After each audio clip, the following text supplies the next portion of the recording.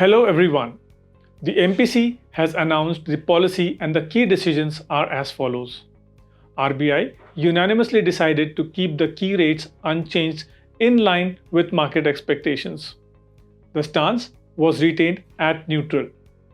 Inflation for FY26 has been pegged lower at 3.1%.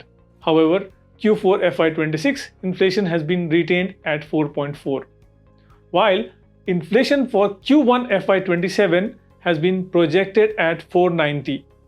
Given the RBI's focus on forward inflation, we need to keep a close watch on this number. Growth for FY26 has been retained at 6.5% and for FY27 has been pegged at 6.6.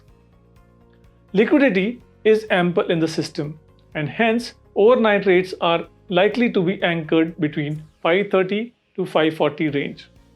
The new liquidity framework shall be released soon, and the objective seems to be keeping the overnight rates closer to the repo rate. Both domestically and globally, the growth in the second half is likely to remain weak.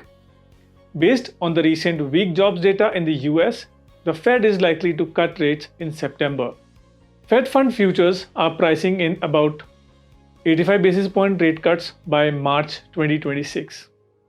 Lower growth and Fed rate cut may prompt RBI to ease by about 25 basis point, but at this juncture we assign a very low probability for this easing. We expect RBI to remain on a long pause till December 2026. Overall, the market reacted a bit negatively and the 10-year moved by about 4 to 5 basis points to 638 post-policy. Spread between repo rate and the 10-year GSEC remains high. We expect the 10-year GSEC to trade in the range of 6.25 to 6.45 over next 2 months. Long-term GSECs are likely to trade in the range of 60 to 75 basis points over the 10-year. The yield curve is very steep and the investors are richly rewarded at the longer end of the curve. Hence, investors should continue to select funds based on their investment horizon. Thank you. Mutual fund investments are subject to market risks. Read all scheme-related documents carefully.